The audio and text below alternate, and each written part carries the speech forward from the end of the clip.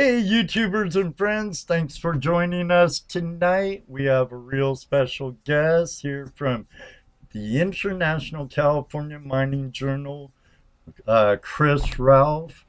Uh, he's Associate Editor, he's a mining engineer, he's an author and longtime gold prospector. It's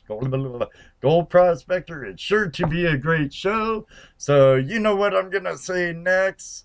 Don't go away. We'll be right back.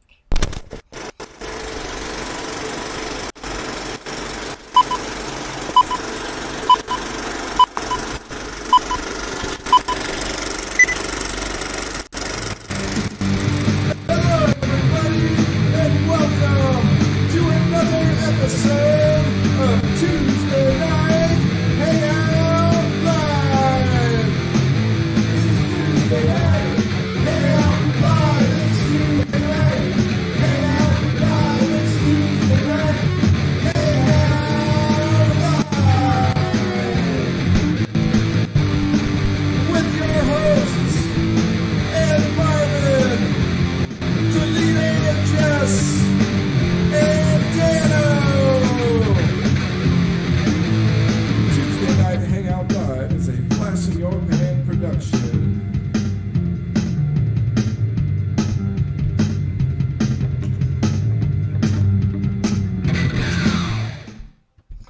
Hey everybody, my name's Ed Marvin and welcome to Tuesday Night Hangout Live with Toledo Jess, Dano, and I, and our special guest, Chris Ralph from International California Mining Journal. I see we have a lot of regular faces coming in, and if you're new, welcome, welcome, welcome.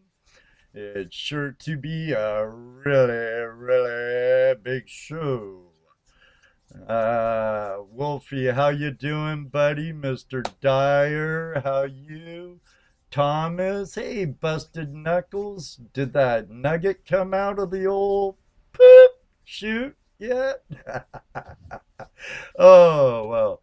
And Jerry, how about you? How are you doing?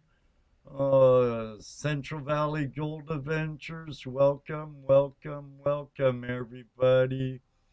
Let me bring in my two partners in crime and see how they're doing tonight. Jesse, Dano. What? What? We didn't hear if his nugget come out yet. No, we didn't. He hasn't answered to that yet. He's got an answer to that. It is the challenge. Right? And then he has to recycle it. 30 right. times. 30 times. Oh, yeah, hey. How's it going, Thomas and Chris Dyer, David Villa? I say David Villa showed up. Yeah, welcome, David. That was very good pork you pulled over the weekend at Fossick Dano. I should have bought tortillas. And some chicken, too. There was some chicken there, that chicken too. was good. I had the pork, dude. I had the pork. I had both. I should have had some tortillas to go with that. Nothing like pork and tortillas. That must be the Southern Californian in me coming out. Yeah, I got a couple of pictures of you, Dano, hard at work. Babysit my pig. I have one that Thomas. Patrick took for me. Thomas is a bad person. Thomas. But he did. Yes, he did anyway. Yes, I did. Yes. Hey, and everybody had some of my pulled pork. Yeah. I want to comment to my son, Retro Radical there. Oh, I see. Hey, Ian, how you doing, buddy? I love you too. Better get your butt back to work, son. There's the other part of our crew there, Patrick Moore. Oh, Patrick Moore. The silent partner. He had one of my cameras, Dano, and he has a good picture of you sawing logs in between the cooker and your RV. Oh, I'm sure he does. I'm sure he won't tell you how many times he went out. Oh, I'm sure he went out more than you. We got flashlighted back and forth pretty much all evening. But it was a great weekend. Jocelyn, Elizabeth, the Relic Recoverers, and Drew. Yep. They were Yep. great people. Her kids were very well behaved. And California Gold Rush, Adam, he was there. yeah. He spent some time in the shed, I see. Oh yeah, when he was here before we left to Fossick, he was chillaxing here at the house. Judy making him feel at home, and yeah, you saw that part in his video, huh? Yeah.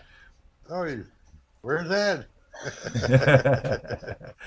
I'm in the shed, but where's Ed? Yeah, it's Wow. good time. We'll have to get up to Vermont, find some of that New England gold. Yeah, I think he was talking to somebody about getting some kind of event going on up there before he leaves. Yeah, California. yeah. He has some pretty good land, I hear. Hopefully, Vermont will change their ways. From what there's about It's really hard to get the government to admit when they're wrong, even when it's like obvious. Yeah. It's like almost impossible, but not that it can't be done, but sometimes that's an impossible task. Once they screw up, they're gonna go, oh no, we get it right. It's the way it's supposed to be. We're not gonna change it. When we change it, we're admitting that we did something wrong, so we can't do that. And we're all lawyers, and we can prove it. Yes, sir.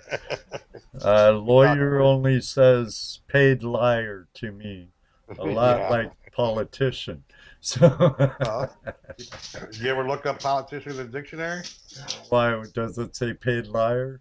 No, it says refer to liar. Refer to liar. Oh my goodness. Okay, that's enough politics for that. Quit that. Ready to bring in our guest? Sure, let's bring him in. He's probably sitting there going, what the hell are you guys talking about? Yeah, I'm thinking, did I get invited to a political show? No, sir. No. We usually stay away from politics and religion. So. Right. Fair enough. It just went that way for a split second. Just for a second. just in a funny way, I hope. I hope. I hope. So, who's our guest, Ed? Our guest is Chris Ralph. Ah, very good. He's Associate Editor at International California Mining Journal, a very good magazine. I got a stack of them right here. I know you've been a subscriber for quite a while, haven't you? Yeah. And they even say Flash in Your Pan Productions on them. Ah, nice. But I wouldn't mind getting Scott on someday too. He's on my friends list at Facebook. I just haven't reached out to him yet. But I've read a lot of Chris's articles, and one of our guests here in a couple of months is Joey Wilson of Adventures in Prospecting and the prospectingchannel.com. And Chris has been on several of Joey's videos. And then I like the stuff he's been part of, and his articles for an ex-Southern California beach bum like me are easy to read, and I've always enjoyed your articles, Chris. Thank you. I actually am from Southern California myself. I was born in Compton. Oh, in Compton. Yep. Compton. Wow. So technically, I'm straight out of Compton. He's out of the hood. I'm a little more south of you, about dependent. During traffic, about 2.5 hours. So about Orange County? Yes, sir. Anaheim. Anaheim. Well, yeah, there you go. Yeah. And yeah, and without traffic, about 30 minutes. Phew. Yeah, that's about it. Which is it's a good place to be from. Oh yeah, I even though I didn't live in the richer part of the county, it's a nice county, and I have some fond memories of Orange County. Mostly Newport Beach, Huntington Beach, Trestles. I used to eat, drink, sleep, and breathe surfing. So uh, I wish I was in. I wish I was in ditching school, gold mining instead Did you of ever do any prospecting down there in Southern California? not till after I moved away and been back. You know, Ah. I when I lived in California, it was all about surfing, skating, girls, repeat. Surfing, skating, girls, repeat. I used to go up to the East Fork of the San Gabriel River and Oh, dig yeah. for gold up there. And I actually got a few nice little nuggets up there. Yeah, a friend of mine who lives in Westminster, Victor Manzo, uh, we met in Washington, and he was my prospecting buddy, and our kind of connection was being from the same county. And when I go down and visit him after he moved back down to Southern California, him and his family, while my parents were still living in Anaheim, we'd head up to the East San Gabriel, take a walk to the bridge to nowhere. There you go. I've been there. Yeah, it's a nice area. Yep. And it just, if I knew then what I know now, let me tell you. That sounds like a song. Yeah, buddy. Yeah, buddy. So you've been prospecting for quite a while then, huh? How long? Yeah, I'm almost 60, and I started when I was still a teenager. Nice. What a life. Wow, Yeah. experience there. Heck Had a lot yeah. of fun. Had a lot of fun and been a lot of places. I think I was telling you guys on the warm-up part of the show that I've been all over the western U.S., including a number of places in Alaska. I've been to West Africa and actually started a little gold rush there in West Africa. They took us out and we were supposed to do some demonstrations for some of the local guys, showing them how metal detectors work. And we asked them, where would be a good place. And they said, oh, well, there's a field out here. One time some guy found a nugget or two out there even. But we got out there and it was like an old farmer's field. I mean, you could literally see the crop rows in the field.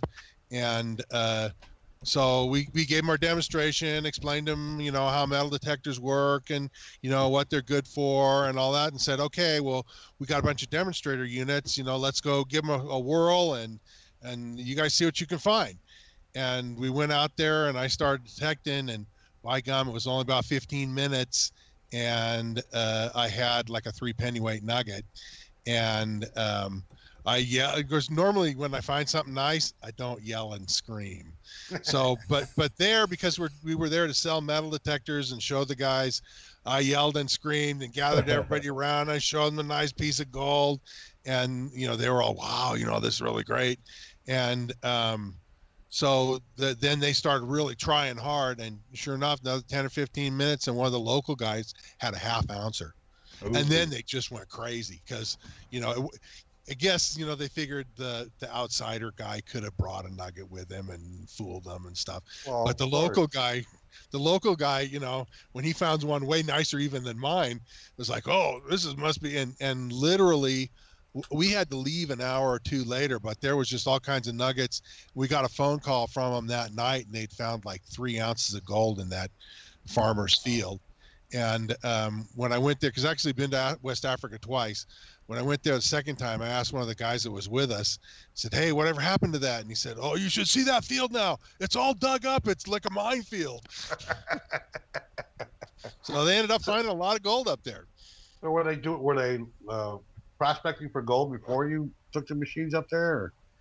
They were prospecting for gold in the area, but the area that we went to for this demonstration, like I say, was a farmer's field or something, someplace that somebody had been doing farming in, and there was a big old cow out there. Only it was a full longhorn. You know, I mean, normally here you don't see that many longhorns, but there it was an African longhorn, and it was wandering through the field, and we didn't care. It wasn't causing any problem, and it just was a really amazing thing to find a bunch of gold out in the middle of nowhere. But I told the guys that I was with, it was on trend line with where they were already digging. In other words, if you had a map, you could draw a line from where they were digging to where we found the gold. So before that, how were they prospecting there? They were prospecting in the area, but they were using metal detectors, because they did have some metal detectors. They were mining hard rock ore and crushing it, because they had piles of tailings of the ore they'd crushed, and then they were digging holes and doing essentially wet panning in puddles. Gotcha. That was the three main types of prospecting that they were doing up there.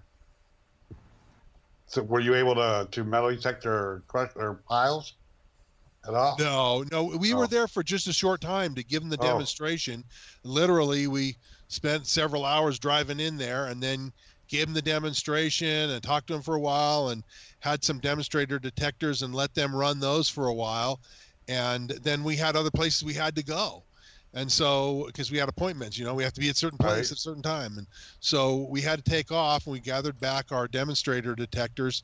But literally, as we were driving out, there was all these little guys going in on small, you know, they weren't little bikes, small little dirt bike type things, heading back into the area that we were coming out of. And that's, like I say, they found several ounces of gold after we left. Started a gold rush. Start a little gold rush in West Africa. Where and else I've been to Australia. I've been to Australia, spent 6 weeks in Australia, digging for gold out in Western Australia, out around Meekatharra, Kew, and I can't remember the name of the other little town that was further to the east. Anyway, around Meekatharra, more or less. Nice. Which is a place in the middle of nowhere in West. Well, I was going to say, I don't Australia. even know where that's at. You know, No, neither do I. Like in the middle of nowhere. Yeah, busted knuckles, Mike. The little town, the town of Meekatharra, was where we went for groceries, and we took showers there and washed our clothes and all that kind of stuff. So, like every 8 or 10 days, we'd take a day and drive into Meekatharra and, you know, rewash and reboot and reload and restock. So, yeah. So we were ready to go. But anyway, so I've been all over the place. I've run commercial operations with, you know, employees and that kind of stuff, where literally we took old mine dumps and piled them up on a stack of a specially prepared ground with a heavy duty plastic sheet on it. The sheet was like 1/8 of an inch thick. And you pile that stuff up, and then we sprinkled cyanide liquid over it with literally like irrigation type equipment. And the cyanide percolated down through the dump material and leached all the gold and silver out of it. And it went down and collected in a pond. And then we ran it through some equipment that took the gold and silver out of the solution. We mixed a little more cyanide back with it, and then pumped it back up on the piles of dump material, and just ran it in a circle around that way and produced gold and silver. Yeah, that's cool, because cyanide suspends gold and silver. It literally dissolves it. It literally just it like taking like taking a spoonful of sugar in hot water and stirring it up. You know, the sugar disappears. You can't see it anymore, but it's dissolved. It's still there. It's still there. It's in the liquid, right? Yeah, no, it's just dissolved in the water. I think it was last week I was telling a story where I was in Austin, Nevada. Right. And I worked, I think it was called the Thunderbird Mill, just west of the This Okay. huge metropolis of Austin, population 300. Oh yeah, I've been to Austin many times. During tourist season. But I worked the mill that was just west of the town. I guess they had a big flood go through there, and this was back. I want to say around 75, 76. Oh, long ago. Yeah. Where they had a big flood come through the valley and washed all the tailings down to this spot, right? And they had a screw set up, front end loader, ponds, and we were, getting the silver out using cyanide. And like I was telling them last week, the only reason I got hired was because I knew how to drive a front end loader and I could count to 4. You know, so. Now, MacGyver Muscle Machines, Jeff, he has a little question, I guess, like Aqua Regia. Well, Aqua Regia is a potent acid mixture. Right, but I guess it's like it in the sense that Aqua Regia will dissolve the gold, and so will cyanide. It's a completely different environment where you have to have a reasonably concentrated and fairly strong Aqua Regia solution to dissolve gold and silver, whereas with cyanide you actually do just the opposite. It's a real dilute solution. Literally, they put in maybe 1/4 pound of cyanide into 250 gallons of water and then circulate it around. But literally millions of ounces of gold are mined in Nevada every year doing that. They, dig that gold-bearing rock out of the ground, and they crush it up, not super fine, just to kind of like pea gravel type size, and then put it on these giant heaps, and then sprinkle or drip this dilute cyanide solution through the heaps, and it percolates down to a plastic or otherwise impermeable layer on the bottom, and then drains out, and they collect that material and take the gold and silver out of it, put a little bit more cyanide back in to make up for any that was lost, and put it back up on the pile and run it around in a circle that way. Yeah, we ran the water through a filter. It looked like a pool filter. More like a old house radiator, right? Okay. But it had a filter material in between.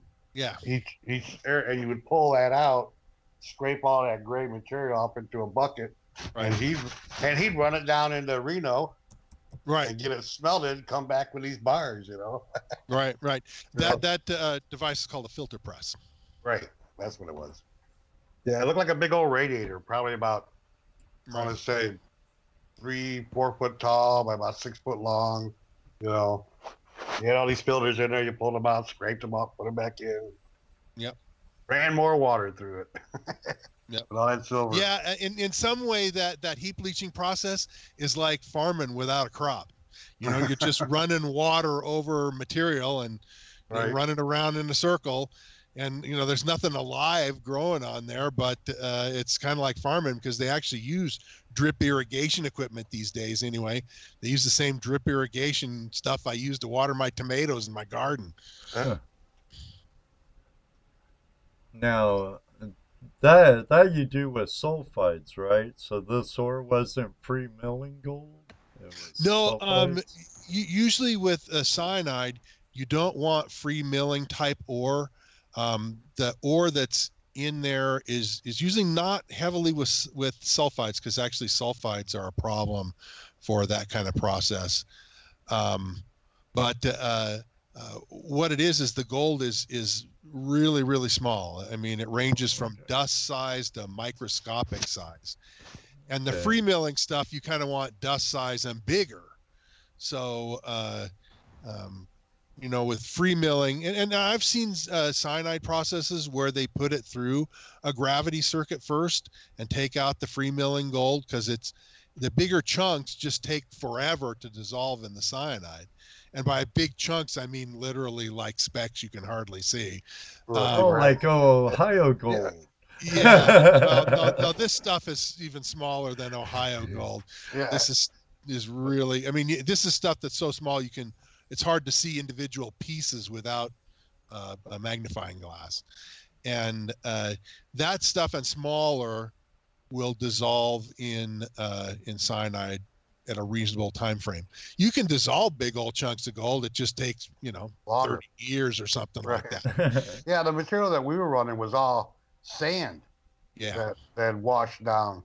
Hardly any kind of rocks in it, but it was really just a lot of fine sand. We dumped that into the hopper, and the hopper put it into a screw machine that just agitated and turned it. And we throw.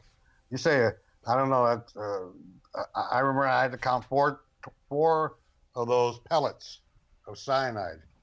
Pull them out of the 55-gallon drum and throw 4 of them in the water every couple hours, and the pellets that you put in, the ones we use look exactly like briquettes that you use for a barbecue, except instead of being absolutely black, they were absolutely white. That's exactly what I was using. Yeah, that's what we were using, Tim. Yeah, I had to use sodium cyanide to revive a dog that drank some of the water. Oh, he was, because we all carried them, right, in case we got any splashed on us. So we all carried these EpiPens with sodium cyanide. This dog was going nuts. I mean, he was going into convulsions. Oh, use your pen,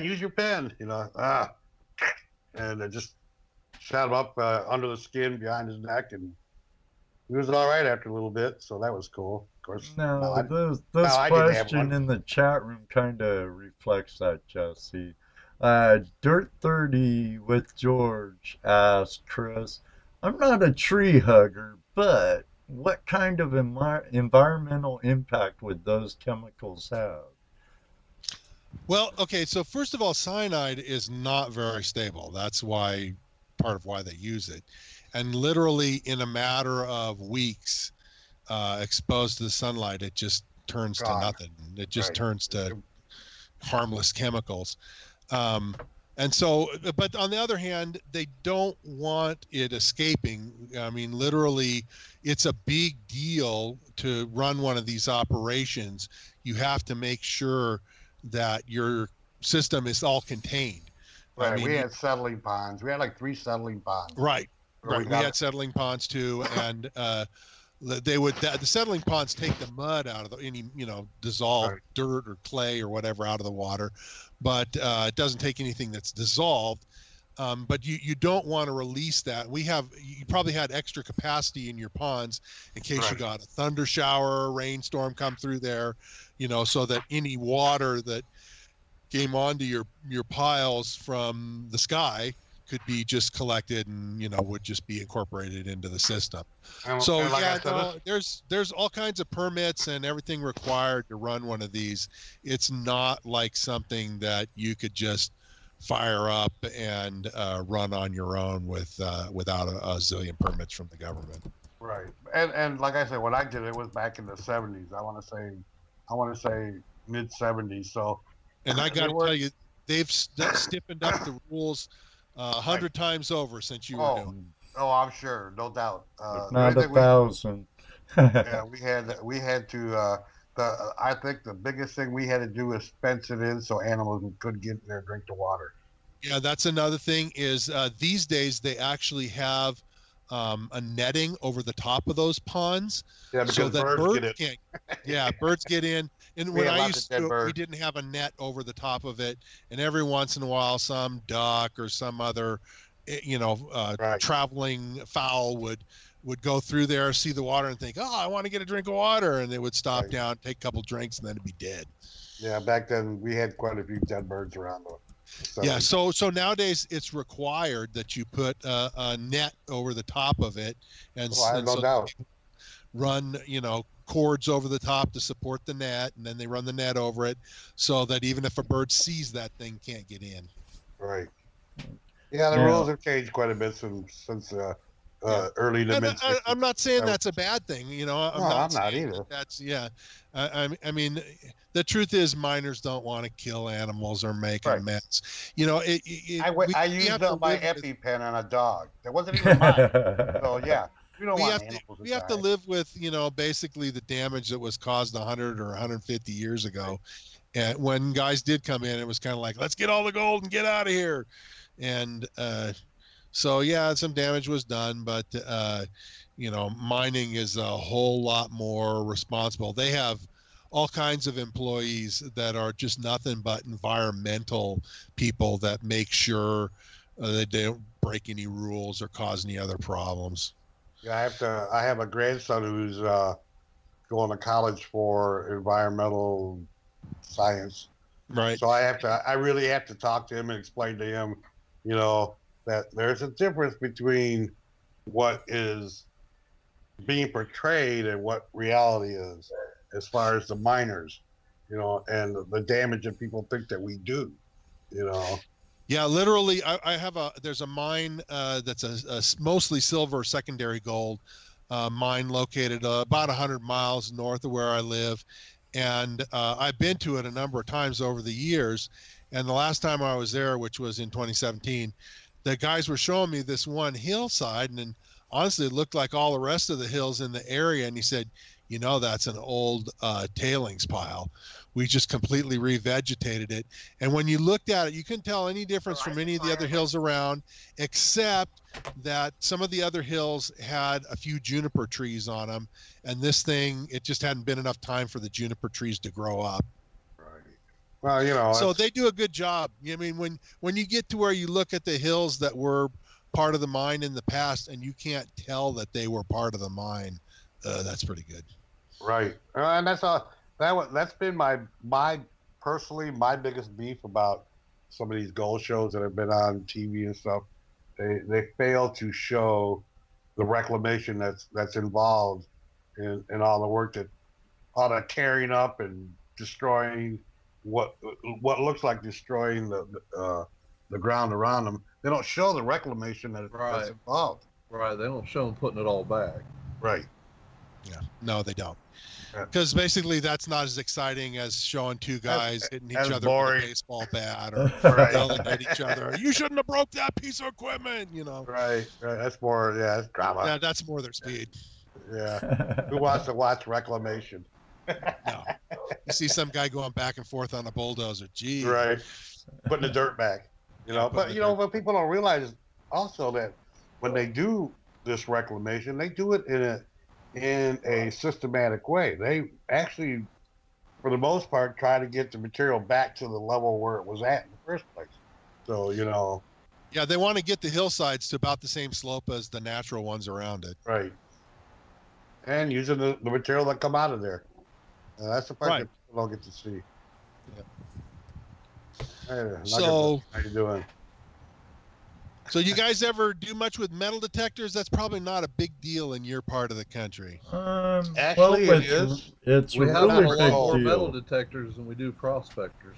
But not for gold. But not for gold. They're looking for coins. Right. Relics, treasure, cash, and that kind of stuff. Yeah. Yeah. No, we do out here. We do a lot of metal detecting for nuggets. Right. And that's kind of an interesting thing. And if any of the listeners want to talk about that, I'm totally cool with that.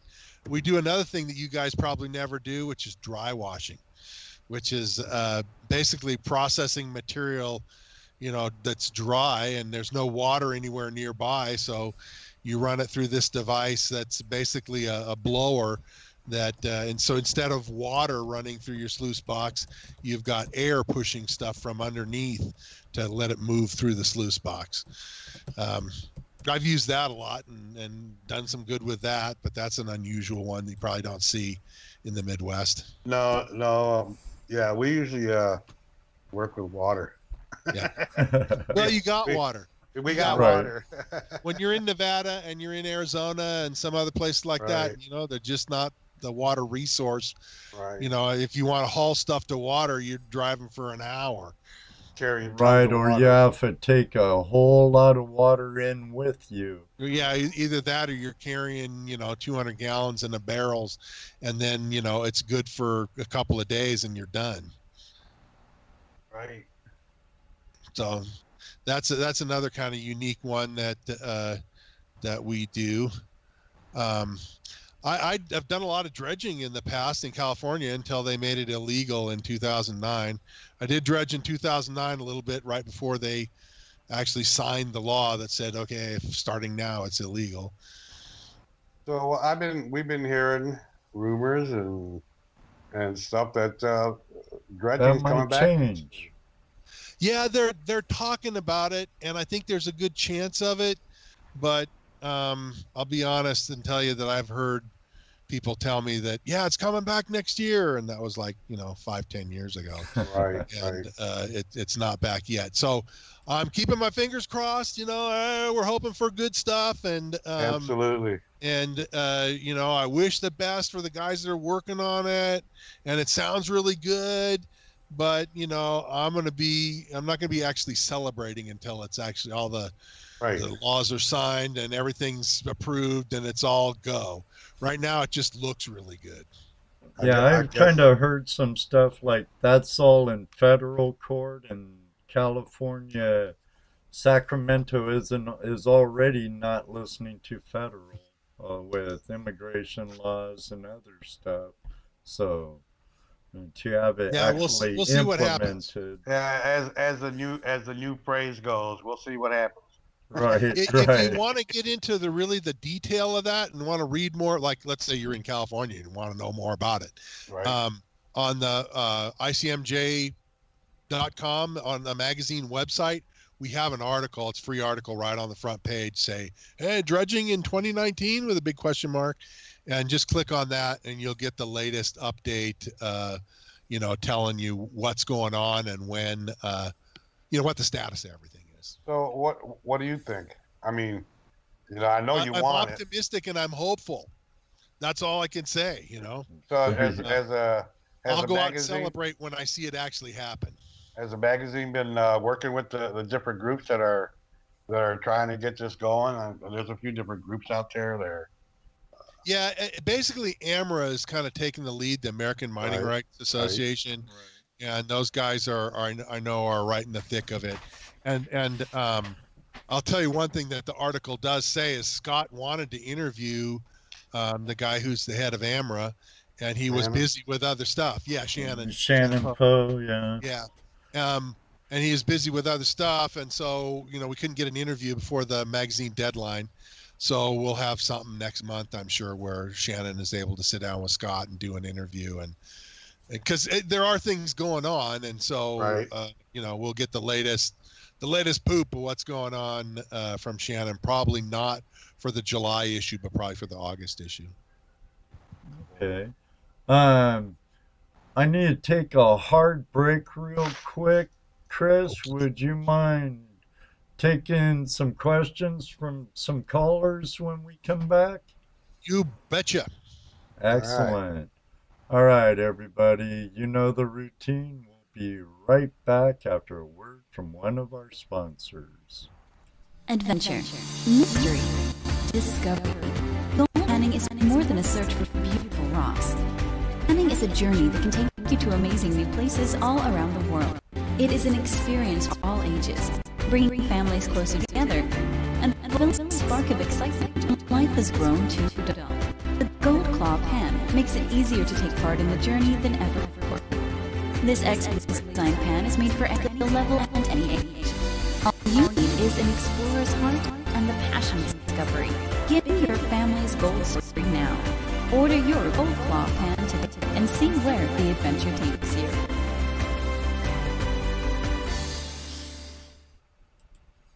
All right, this portion of the show was brought to you by our friends at Gold Claw. If you're just arriving, we have Chris Ralph of International California Mining Journal with us tonight. Chris, what is your favorite form of mining? I'll be real honest. It's the metal detector thing, because literally, if you're dry washing, you're digging a hole and digging stuff up and running through the dry washer, it can be pretty dusty. Even dredging, you're in the water moving rocks and pushing stuff around and working hard, and high banking, same thing. You're shoveling stuff around and digging holes. But with metal detecting, in Nevada especially, you can literally wander around and just swing the coil, and you hit some bullets and nails and bits of trash and stuff like that. But there's places in Nevada where you can wander around and you get a beep and you got a decent chance that it's a nugget. Excellent. So I mean, it's a lazy man's guide to prospecting. I was going to say that's kind of a and kind the of truth like is, walking around the desert, just kind of sashaying around the desert. Sashaying around the desert, you get a little tone, and you think, oh, what's that? I mean, I literally have had that. You dig, and it gets louder and louder as you go down. Of course, that's always good news, when you dig a target and you dig a big hole, and the deeper you go, the louder the target gets, because then it's going to be, if it's a nugget, it's going to be pretty big. So the one thing about metal detecting too is you got this potential that you can wander into a patch. And I've done that a bunch of times where, you wander into an area and the geology was right to, lay down a few nuggets. And sometimes, I mean, I've dug patches before that had more than 100 gold nuggets, and they were all, like sunflower seed size and peanut size and that kind of stuff. And it can really add up to a lot of gold. Wow. So you have this, it's the lazy man's way, and you have this potential for really big finds. So hard to beat that if you've got the opportunity, if you got the right kind of place. Right. You have to be, where that's possible. Right. Here. It's probably not so much. Not so much. Not that it can't happen. It's just not likely. No, there's places in Nevada where literally, I mean, I haven't gotten any gold from this spot, but I know where the spot is. The guy wandered up there and started digging gold, and they actually brought in a bulldozer, and between the bulldozers and the metal detectors and everything else, they got over 1,000 ounces of gold out of that spot. Pretty amazing, huh? Holy tamale. Yeah. I know where that spot is. When you start bringing in the heavy equipment, Yeah, well, when you've gotten thousands and thousands of dollars worth of gold, you start looking at the spot and thinking, man, if I just bulldoze this a little bit, we could find more. And sure enough, they bulldozed it and did find more. So there's a lot of gold to be found out there. That's one of the things I tell people when I talk to clubs and stuff like that, is that, hey, just because you go out on a prospecting expedition and you end up with a pinch or two of gold nuggets or pinch or two of gold dust, there's gold out there to be found. And if you keep sampling and keep trying new places and testing out different things, you may be the guy who luckies on to a really good spot. Yeah, that's why I like the term "gold is where you find it" so much. Yeah. There is a certain amount of skill to recognizing the kind of places where gold is likely. True. Right. Understanding the geology of the area and what type of deposits may be there, and that's where research and more research and experience of actually going out and finding it. And you put that research together with the experience. That's why, generally speaking, guys who have a lot of experience do better than guys who are just starting out. But, every one of us started out one time. None of us were born with knowledge. You all got to learn, and so it just takes time. Right. And this is a good time to say, one of the things you can do to gain experience faster than just raw time is to read a book. That? Yeah, there you go. So, there you go.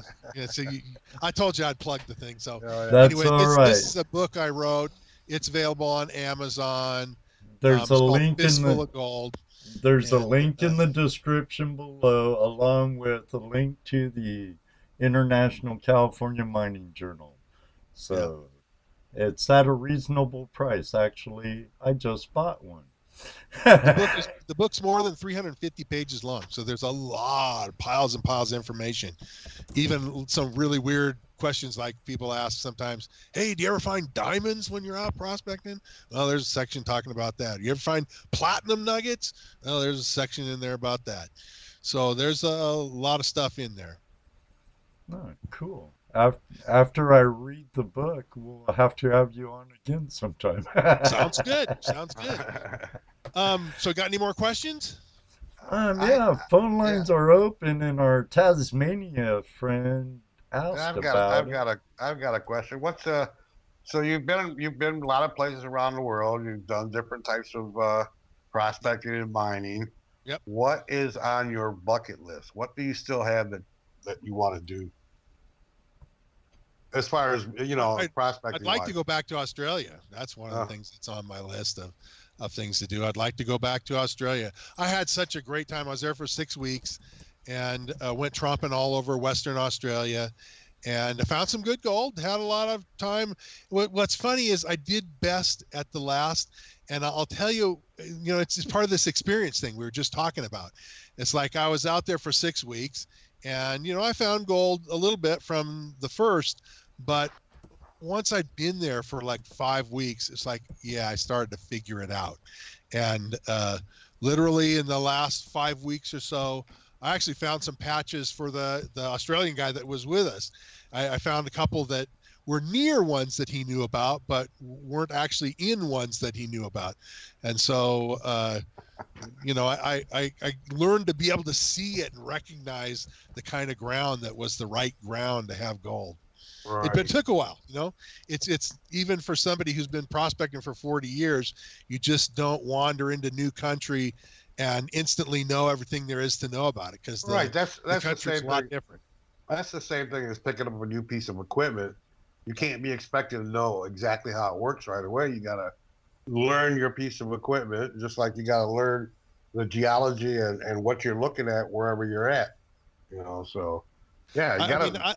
I think if you guys were to suddenly transport me into some place in the Midwest and say, here's a little stream where we found some gold before, have at it. I know enough that I certainly wouldn't get skunked probably, but it'd take me a while to really figure things out and learn the lay of the land kind of thing. Right. Oh, well, practice, right? Yep, Going out absolutely. and looking at it. And we do kind of exaggerate when we say it's like fly poop and gnat poop. Jesse's found pickers. I've found some nice flakes. Right. Dano. Yeah. There's pieces out here. I've actually seen a couple of pieces that came from the Midwest that were, a pennyweight or two. Right. Those aren't bad nuggets. They're nothing huge, but for the West anyway. They are. Right. But those are nice nuggets. They're really good stuff. Yeah, my picker was .08. Well, I think of it as it all adds up. That Put it on the pile. It adds up. That's true too. Throw it on the pile and it'll add up. Yep. Little by little. Now, Chris, what was your scariest moment throughout your prospecting career? That's a good story. So a buddy of mine and a buddy had been finding nuggets. This is a guy who lives in the Tucson area. And he'd been finding some nuggets in an old mining district that's literally right down along the border on the Arizona side, right? So he said, oh, come down there. Last time we were down there, we got some gold. And I said, good. It was metal detecting country. And so we went down there, and I was wandering around this little ravine where there were some obvious signs that people had dug for gold there in the past, and was detecting around the old area, and adjoining areas with my metal detector. And I looked off, and a couple hundred yards away, there was like 8 guys all dressed. Now, this is a warm day, right? This is like 75, 80 degrees, 90 degrees. And there's a bunch of guys all dressed in black, all carrying giant footlocker-sized boxes on their back and traipsing cross-country through the ground. And sound like coyotes. Yeah, they're mules. They're mules carrying marijuana or something. Yeah. With a box that big, it has to be something pretty light. So it's probably marijuana. And I saw those guys, and there's actually been a lot of episodes where, down along the border, you encounter guys like that, and they actually shoot first and ask questions later. And I was at a distance where it would have been hard to hit somebody with a handheld pistol, but no problem, rifle range. I could have easily hit somebody from that distance with a rifle range. And so I dove into the brush that was next to me and like scrambled up this little ravine, trying to stay under the underbrush and hide and keep out of view of these guys. And I got about 100 yards going up that ravine, and I heard a couple of gunshots go off. And I thought, oh, crap. And I just, after that, because I knew the car was up high. We had driven in on a road and were parked up high in that ravine. And I was scrambling to get back up to the car and hoping that the guy was with me that would have heard the gunshots and, be heading back to the car and that we'd get the heck out of there. And I was just scared to death. And I finally got up there, and there's my buddy. He's sitting on like a pile of dirt, and he's got his gun in his hand. He said, "Yeah, you hear those shots go off?" And I said, "Yeah, it scared the death out of me." He says, "Yeah, I was a couple of warning shots I fired toward the, he just fired them in the air." So he said, "So those guys will know we're armed." And, Right. And I thought, let's get the heck out of here. And as we did, we encountered some federal enforcement, border enforcement guys, and they were asking us, "What happened? Where'd you see?" And then we told them where they were, and they headed off. I don't know if they ever found the guys or what, but yeah, that scared the crap out of me. Yeah, not a good area to be hanging around. At least not right now. Yeah. But hey, what we'll do for finding some gold, Yeah, well, we don't want to die doing it, though. No, I don't want to die, but Right. I belong to a Facebook group from Italy. Have you Right? seen the gold they find? No. Oh, nuggets like you would believe. I'm trying to find it here. These guys are pulling, 1, 2, 3 gram nuggets out. Just some are metal detecting, some guys are just sluicing like the rest of us. But yeah, we're finding some really cool gold in Italy. I was surprised, but there's gold all over, I guess. So they say. Yeah, no, there is. But it's. I just somehow I think the guy liked our page here, and I checked them out and on Facebook, but trying to find what their name is. It's Italian. It's Italian, of course. So did the Tasmanian guy ever give us a question? No, he hasn't called in. he asked about when the phone lines were going to be open. I They're open told him now, dude. after the first commercial, and haven't seen him since. Right, I haven't seen him talking or chatting in the room in a little bit either. Yeah, it's about 11 o'clock in the morning, I think, in Tasmania. Yeah, it's 11 o'clock tomorrow morning. Right. Yeah, tomorrow morning. In the future. Yeah. What's I the hot remember stock when tip? we were in Western Australia, we would call I would call my wife, and we would call at lunch where we were, and it would be like 8 o'clock at night on the West Coast the day before. Right. So one of the things I do have to say, I kind of goofed up a little bit. I thought this show would only be about an hour long, and I can stay about another 15 minutes or so, a little more than that. But maybe we'll have to do it again someday soon. You're But I more can stay than another welcome. 15 minutes. I can stay another 15 minutes, no problem. Okay, good. I know we talked about that a little last night, Chris. Right. So, come on, call Sorry, in, I people. just made the assumption. You had mentioned, when we were talking before the show about, what the largest nugget I ever found. And I told you I've never found anything really humongous, but the biggest nugget, it was a good story, so I'm going to tell it, in the absence of other questions from the audience. I told you guys that it was a 1.1 ounce nugget, so a little over an ounce, and an ounce and 2 pennyweight. Wow. And I found it literally in the middle of a road that I'd driven on probably 50 times, and other people drive on every day, and people go up and down that road. And even to this day, people go up and down the road. It's kind of a way to get from point A to point B up in that Sierra Gold country. Right. And the one season, at the end of the season, it was like in September and late September, and the weather was starting to turn cold, and this is a fairly high elevation area.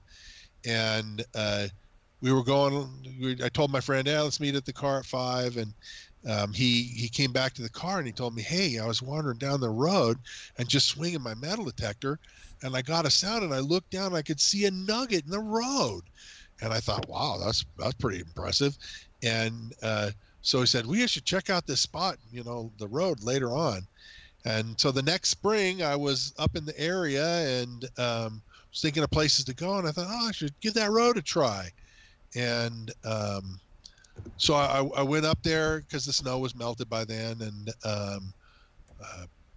I did put my detector on and got it out and started running it, and got a piece of trash, and then I got another target, and it was a piece of trash. And then I got a lot different sounding target, and I dug down, and it was that 1.1 ounce nugget. And I ended up taking a couple of half-ounce nuggets and several quarter-ounce nuggets, a bunch of pennyweighters and 2 pennyweighters and smaller stuff out of that area. I got around 4 ounces of gold out of that spot, so it was pretty impressive. All in the middle of the road, huh? right in the road. And There was there a you couple go, of John nuggets Shaw. that were outside of the road, but almost all of them were in the middle of the road. Or John Shaw or John Wolf, who was in here earlier, he's in Texas. He finds gold in his driveway. There you go. Hey, he should swing like metal detector on his driveway.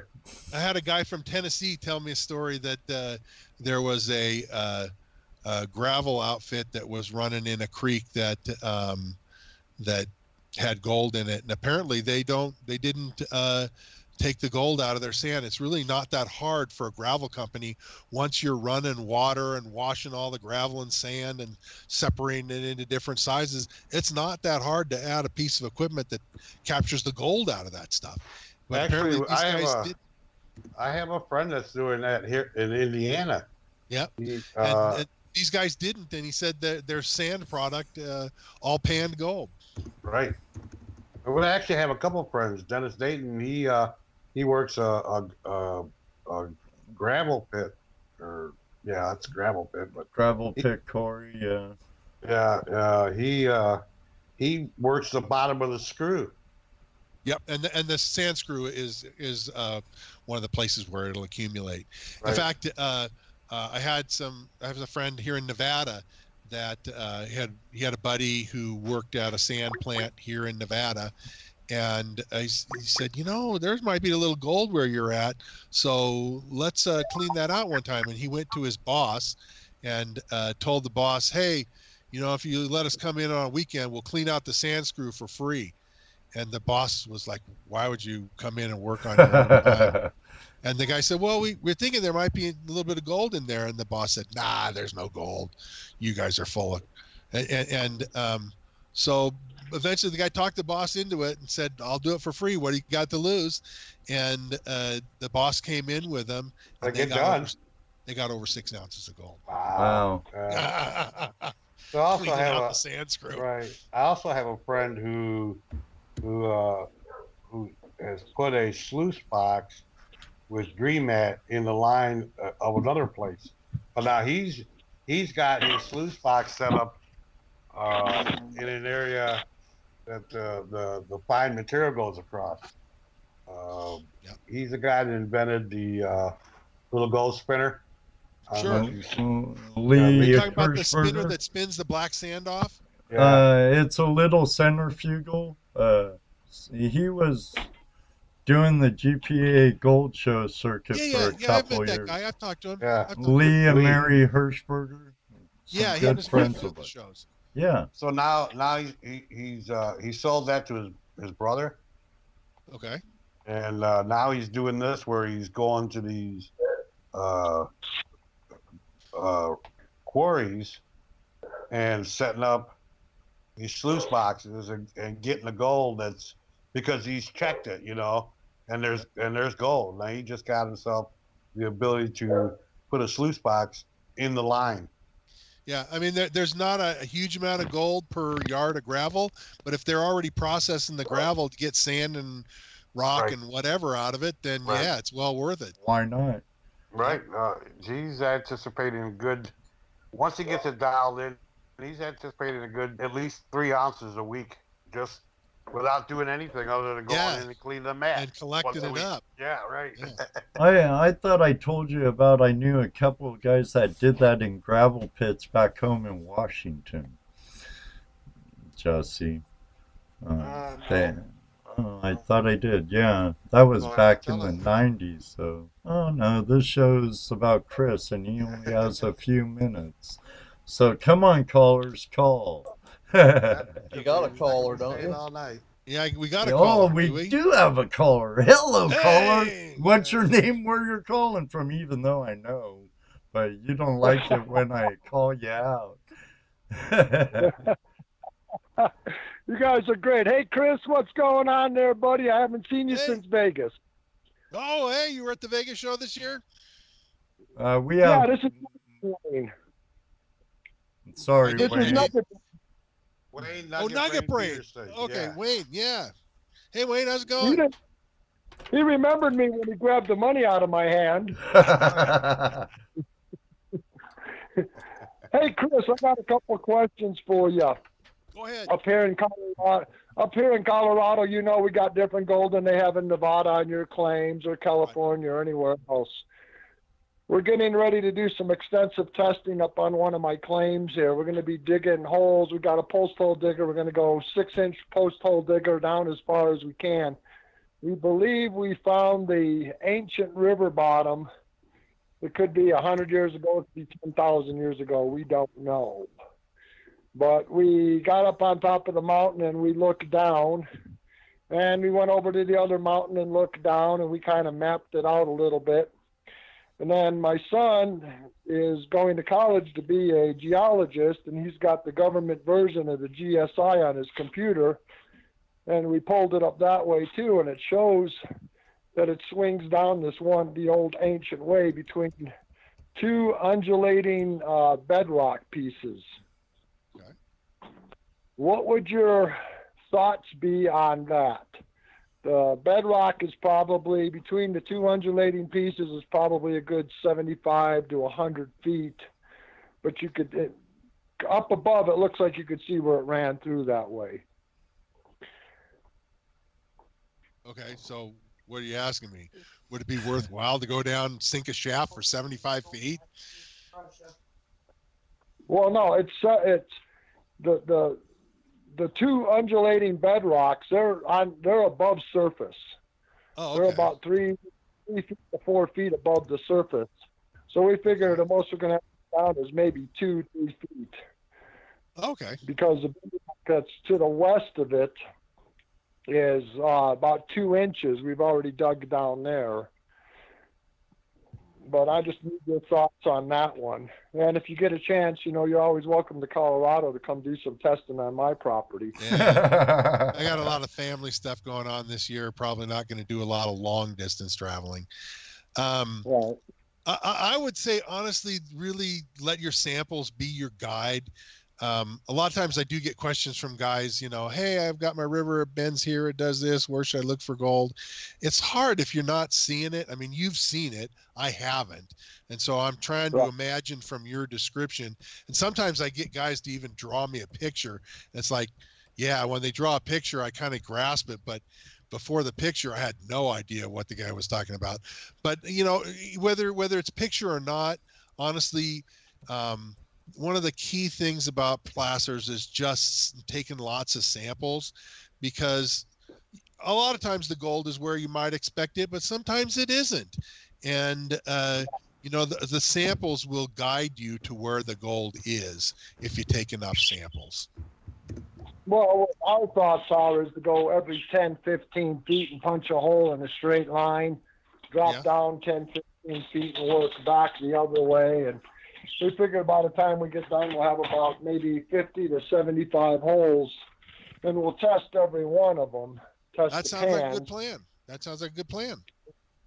And when we hit a spot that's showing gold, we're going to take the high banker combo unit, our Keen unit, set it up and shovel into it until we get a big enough hole where we could take and run the dredge nozzle in there. And we got enough pumps. The water's about 75, 80 feet away, so we could pump water into our hole. And then once we get a big enough hole, we're going to slide the 4-inch dredge in there and recirculate that.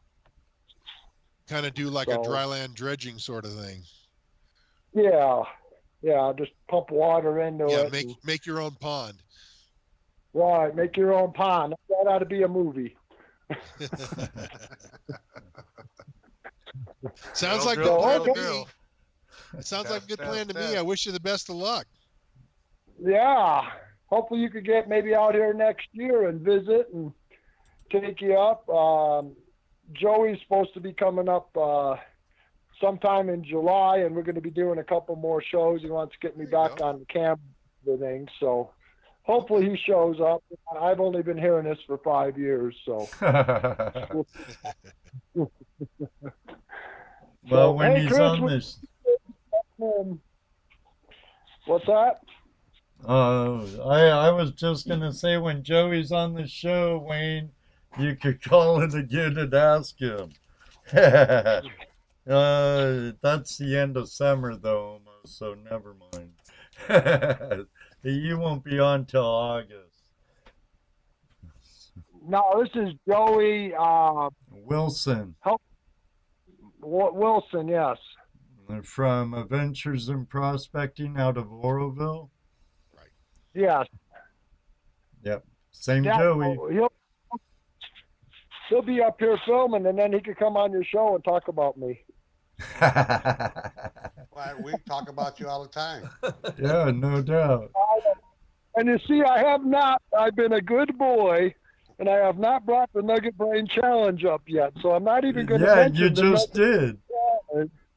Oh, I did? Oh, shit.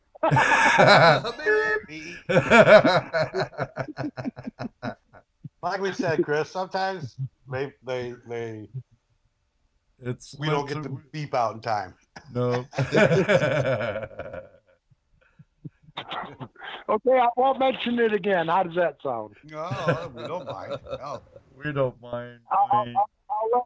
I'll let David bring it up, or Buckle, or any one of them guys. Let them bring it up because they get more fun out of it. And they're the ones who did the DVDs or the YouTube videos. So, right. Busted Buckle said it benefited him. Said he did good today.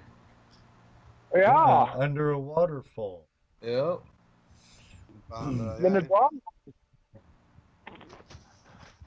So. Okay, everybody, I'm going to get going. And remember, we got our Watts outing at the end of this month. It's still on. You can go to our website. And I'm sure you guys will post it on the website for me. So thanks. Chris, it's been great talking with you, and I appreciate your input. Yep. And I might be calling you this summer and sending you some videos. There you go. Cool. I won't draw pictures because it'll look like Mickey Mouse, and then you'll really get messed up. It's hard to describe how a river bends verbally. Right. And then really too, being there and actually seeing what he's talking about probably helps a whole lot better than even a picture would. You bet. Yeah. Get a good feel of what's happening, as opposed to just looking at a picture. Right. So you'll have to go, Chris. Okay, let somebody else in and pick on Chris's brain because he's got an awesome brain to pick on. All right, well, thanks for calling in, Wayne. Yep. Take care, Wayne. Thanks for calling in, Wayne. All right. Talk to you later. Have a great one. Yep. So you know our buddy there, huh? Oh yeah, no, the guy who does the spin-off wheel thing. It runs on like a little drill. That's a very handy little thing. It's very cool. Well, that's no, that's not him. That's Bob Urich. The spin it off guy. The spin it off, Oh, Bob okay. Urich. Yeah. Okay, so we are thinking of different guys. Yeah, this is Wayne Nugget Brain Peterson. From Watts organization.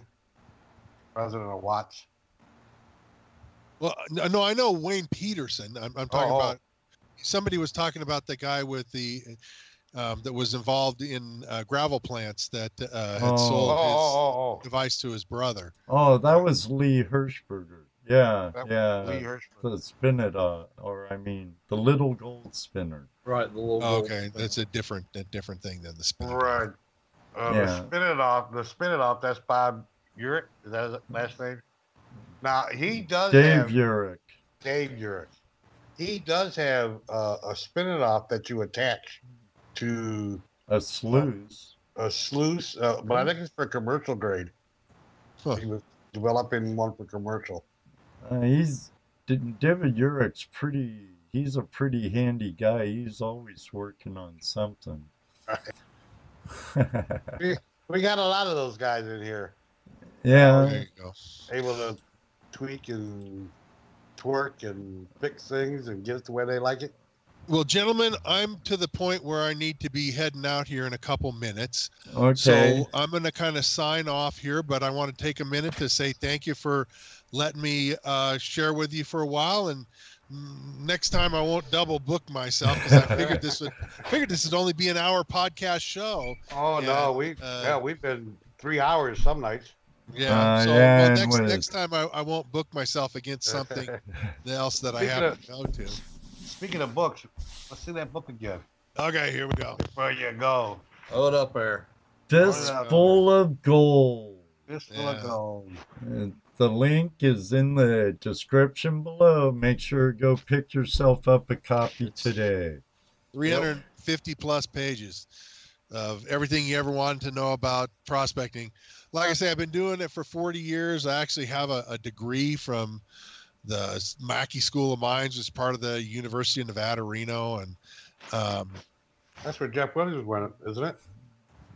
he's been up there, yeah. I don't know if thought he he went to said. school there. I thought he said that. Well, we really appreciate you taking your time to join us tonight. Yeah, no, I enjoyed it. And I'd honestly like to do it again. We can tell more crazy stories. And, Absolutely. you know, I could tell you about the time that the Navy blew up a mine that I owned and some other things. So, that sounds good. You had a mine in the water, or was the Navy on land? no, it was a hard rock gold mine up in the hills in Nevada. So there was no real water anywhere near there. But there was a Navy gunnery range about 2 or 3 miles away, and then the target that the guy's supposed to hit was like 10 miles away, because they don't put the target right on the edge of the gunnery range. They put the target more or less in the middle.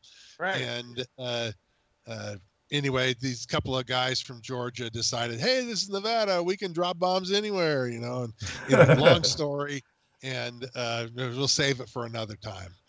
But I got a lot of stories, been doing this for a long time, a lot of adventures. I have not just gold, but I have turquoise claims that I own, and I've done stuff for gemstones. And so we can talk about all kinds of stuff, and we'll do this again. Excellent. Okay. We'll have to get a hold of each other and set aside another date sometime in the future. As you already know, we booked you, 3 months ahead of time or something? Yeah, but I could have done it sooner, except that you do your shows on Tuesday night, and I do a Bible study on Tuesday night. Right, that's what you were telling me. And I couldn't just cancel or skip the thing. So no, you guys stick with if you'd your have done it on a commitment. Wednesday night or some other night, you could have done it. No, I can't do it on Wednesday night though. So anyway, I'm kind of off for the summer. So if you can get me in the next couple months, if you have any open dates, I'd be happy to set that up. Yeah, Cool. excellent. There we go. Thank you very much. And All right. our friend from Tasmania showed up. You're late. Yeah, You're late, well, David. He's leaving. We'll save it for next time because I got to go. Save it for next time. Thank you very much all right. again. Nice talking Thank to you you, very Chris. much. Have a Take it good easy, night, Chris. Chris. All right. We'll talk to you again soon. Bye-bye. All right. Bye-bye. All right. That was Chris Ralph of California Mining Journal. I'm going to have to do it to you. Jesse's already on the ball. Come on, Dano. No. Come on, Dano. Oh. Oh. Come on, Dano. Oh. There you go. I see you. Oh no. Oh, Jesse. Oh, That's Jesse. Sasquatch. You didn't see what I won, did you? No, I didn't. Who, Jesse didn't? Oh, he didn't, did he? No. No, he wasn't there at the night hunt. No, I had to leave, remember? That night dig was pretty cool. I had a good time just walking around video, and I got a bunch of video for you. But I won this metal detector. A mine lab. Mine lab, go find 40. Hey, can't beat that. I think it retails for like $169.95 or something like that. It folds up. That's a waterproof one too, isn't it? Yeah, I don't know about that. Let's try it. Yeah, put it in the water to see if it still works. Well, I did win it, so it wouldn't be nothing out of my pocket. I want a nugget. Yeah, you want a nugget. Good boy. But it folds up. It's really cool. It packs to about 2.5 feet.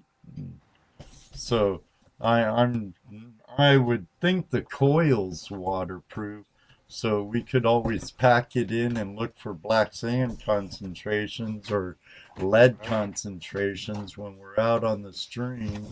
Jesse won a nugget? I didn't know that. I guess I was asleep about that time. Yeah, I think you were.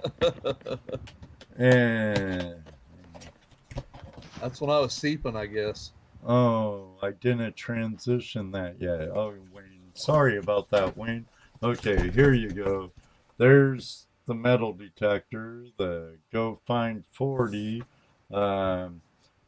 The hunt was put on by Patrick O'Masters and Susie Weiss and Jen Johnson of the Buckeye chapter of the GPAA. And we had a couple of really cool guests over the weekend. Drew and Jocelyn Elizabeth of the Relic Recoverers. They were really cool people, actually. Really cool people. She's a lot taller than I thought she was. Yeah, that's what I told her when I first met her. I'm like, you're a lot taller than you seem in your videos. Hey, Adam, how you doing, buddy? Well, if we had enough gold really to look for good gold concentrations, yeah, Jeff. That's why I'll look for the other black sands indicator. and then dig. Yeah, and Adam, you've watched it. He put out a pretty good video and gave us all a good shout out for us here in the Midwest. No, I don't think I saw that video yet. Oh, really? No, I don't think I did. He talks about getting through Indiana, even though he said Ohio, then he was driving down Indiana 49, and he's like, Oh, you're this talking ain't about us. Adam. You're Yeah. talking about Adam. Adam. Yeah, yeah. You said Drew. I did. Yeah. Um, Oh well, we got it figured out. But yeah, but Hey, Scotty. Drew is a cool guy, and Jocelyn's a cool person. Their kids are very well behaved, and I hope they decide to come visit us again sometime. But How am I slacking? What's up with that? Patrick Moore says I'm slacking. Oh, I don't know. Patrick Moore should call and tell us how he's slacking. Yeah, tell him what the heck. Well, we can open up. Hey, Swift. Now, that's Scotty Tony. So that's Randy Scotty Tony and not Scott Tony Swiftwater. All right. I need to take another hard break. After that, we'll be right back. So don't go away.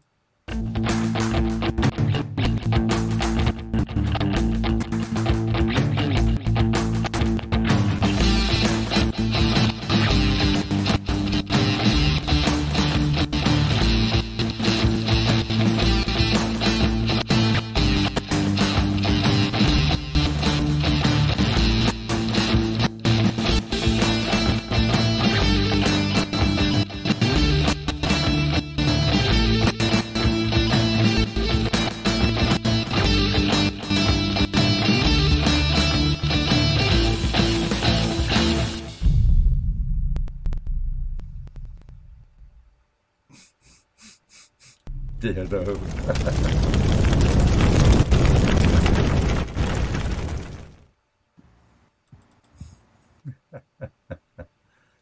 Oh my goodness sakes alive, Batman. Yeah. Had a good time at Fossick. Too bad you couldn't stay around longer, Jesse. But I totally understand, dude. Totally understand. Yep. Family first, always. Yep. And I made it out there for a little bit anyway. We're your second family. well, Yeah. were we glad you came down, Jesse? Good to see Ruby, even though I understand why she was in the mood she was in. Right. I know when my late brother passed, I can understand. I'll just leave it at that. Okay. But Dano's going to mow the Morris property this weekend, right, Dano? Yeah, I gotta go mow this weekend. I'm doing my duty. Thomas is having an outing. Right. Over maybe Indiana. Yes. Right. Maybe we could get Thomas Thomas to call in. Hey Thomas, call in. And talk about it. And talk about his outing. Is he having an outing? Well, the West Central Indiana chapter, I believe, is having an outing on some private property on a known gold stream in Indiana. So, I heard they got gold in Indiana. no, they don't have no gold in Indiana. That's like saying there's gold here in Ohio. Okay. Call in, Thomas. You know you want to do it. See, he spoke up in the chat. Now, punch the little buttons on your phone and call. Call in, Thomas. Surely you've got Ed on speed dial. Surely. He's on my Skype. He don't even have to call in. He could Skype in. Drag him in. No, I actually could. I could if he's on. Let's see. So, Let me see. Show all. Let me see. Thomas. Ed says I'll just call you. Thomas shows him a way, but we'll see. Ha ha ha ha. Looking for his. Oh, here it is. Well, Thomas guy says. is a jerk. I was just going to read that. It's the Indiana Gold Fest. Sponsored by There he Indiana is. Gold. Here he comes. All He's right. trying to get in here. Oh no, Jess is gonna read it. I better call in. Yeah.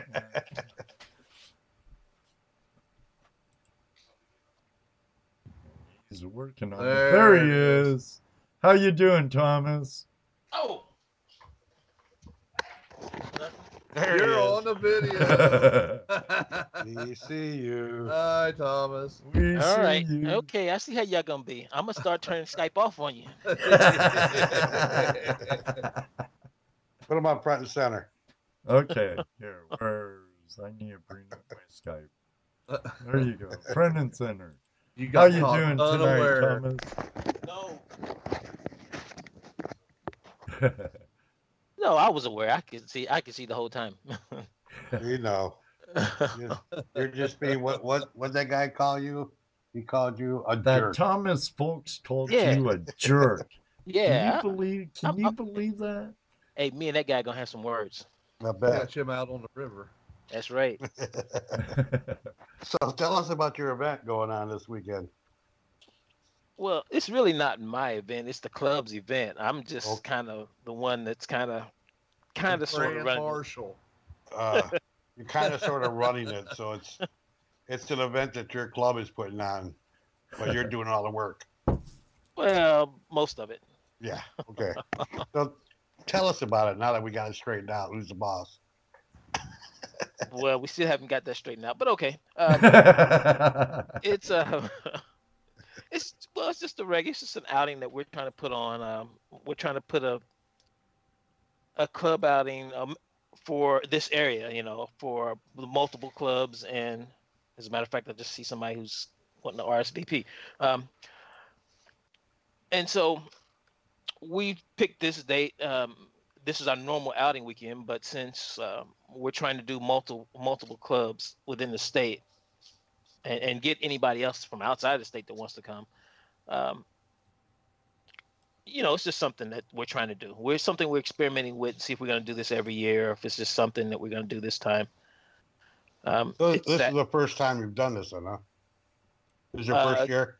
This is the first time we've done something, trying to put on a big outing. Yes. Right. Mhm. Okay, cool. So you're gonna have vendors, or Yep. is it gonna be like a gold rush type Well, situation? It's yes. We know you can't be as good as Gold Rush, but Well, not yet anyway. yeah. But that's the type of situation you're looking But at, right? that's what we're trying. That's what we're gonna try and get to. We're gonna see how many people, if it's gonna be something people are gonna be interested in this time of year, because Right. like really you just had Fostic, so Right. we're trying to see if we can do something that on that kind of scale. Is that Father's Day? No. Yeah, it is Father's It is Day actually. Father's Day. Oh, yeah. Chris Dyer's also having. You need to talk to Jonathan Perret about not overlapping things with like you. And last year during the Indiana Gold Show, he overlapped something going on with that. Right. So. Actually, I had talked with. Matter of fact, I talked with him last week, and we were talking about that. And I was kind of telling him, like our outings are always the third weekend of the month. So, I don't know, why, and he's part of he's part of that site. So, but he Well, was saying, it was their outing is a Father's Day outing for guys and their Kids dads. and Right. fathers and kids. Right. Yeah. I know him and Chris Dyer of Dyer Gold Prospecting has been working on that for a while now. So they actually were working on it before I even saw any advertisement from you about your outing. Now, could I have a RSVP maybe?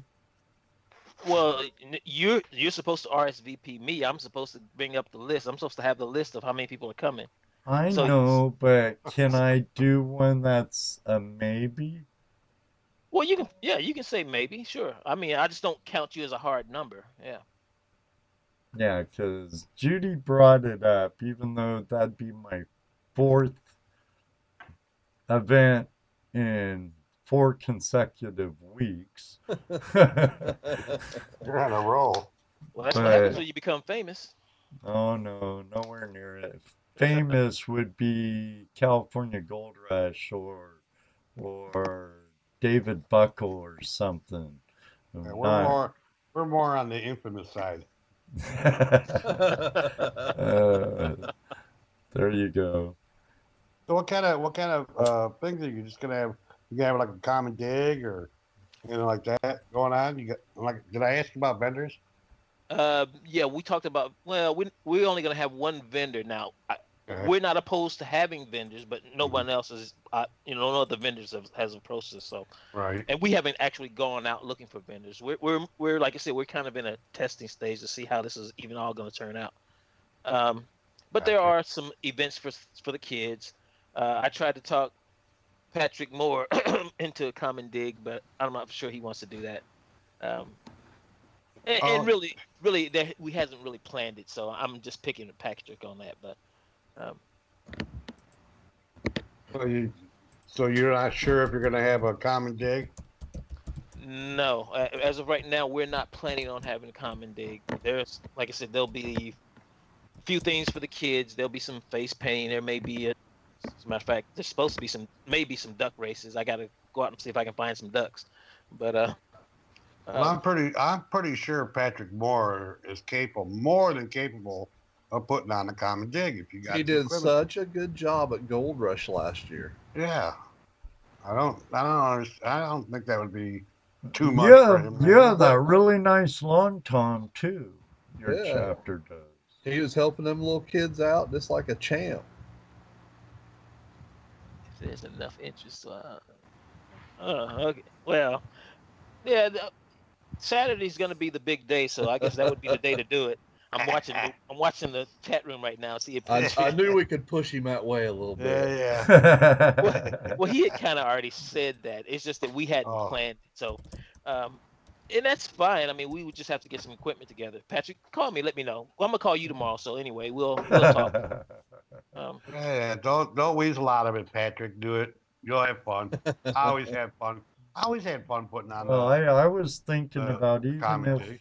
I don't go for the whole weekend, that I might venture there for Saturday. Yeah, you don't have to come for. Wake I mean, up there's bright people coming. and early. Oh, I'm sorry.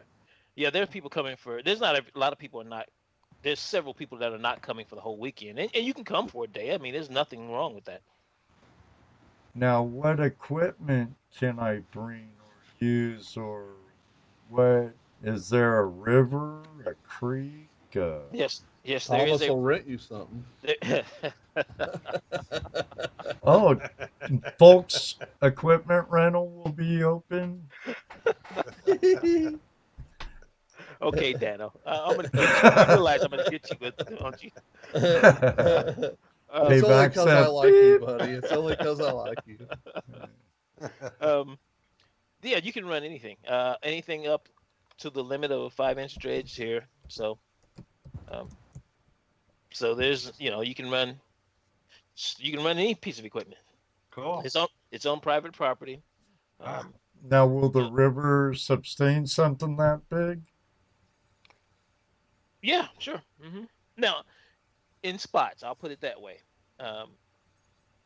I don't see it. I didn't see any limitations with like a 4-inch dredge. 5 inches is a little bigger, and we did get some rain this week, so it may actually be up enough to where you can put a 5-inch anywhere. I haven't been there this week, so I don't know. But we've got quite a bit of rain here in the last few days, so I would imagine. Same here. Not that I have a 4-inch dredge anymore, nothing like that, but Well, I ran my 4, and I just kind of walked out at a spot. So I mean, there are some spots that are deeper than that you could stick a 5-inch in and run. And there's some places that are just shallow. It's just a normal creek. Right. Some places are shallow, some places are deep. So Right. Like a lot of streams and rivers. Oh, we have a caller. Oh, someone's got a question for you. Oh, okay, sure. Yeah, we'll find out. Hello, Notice caller. how we roped you into being a guest? Yeah, I see that. We talked about that the last time, didn't we? Hello, caller. What's your name? Where are you calling from? My name's Winging It, and from Indy. Hi, Wing It. Hey, Wing Is It. that wing it or wig? Did he say wing it or wig nut? I thought he said wing nut. Oh, okay. I'm always part of that crew. What's up, Patrick? Hi, I had a Patrick. question. Now, was this private outing, or are we able to go back anytime, or? As of right now, you're only going to be able to go to this one outing. We'll see. He's going to see how this goes, and then we may be back in October. He's going to see how this goes on this one. But it's, like I said, it is private property, so you could ask. I can't guarantee that you're going to be able to get back on, though, because I'm not thinking he's wanting to let a lot of people on his land. Oh, I understand that. Yeah. Okay. And Common dig should be he just optional. bought this, so. Oh, why do you want to make it optional? Well, if there's not enough interest, why set it up and have one? If Well, there's see, enough interest, How then we'll often go ahead and is set it there up and have not it. enough interest? I never had that Oh, problem. I'm sure there will be.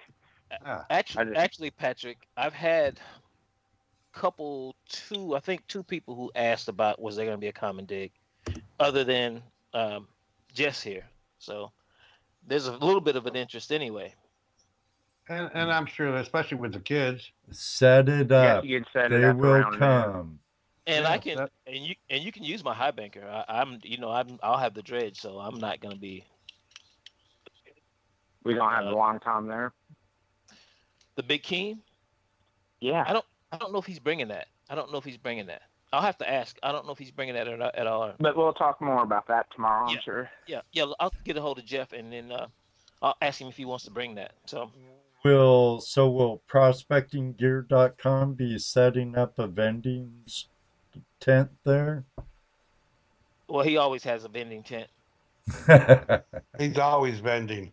Right. Right. Everywhere he goes. So yeah, kind of like me. Yeah, so he'll have his normal stuff there that you can get.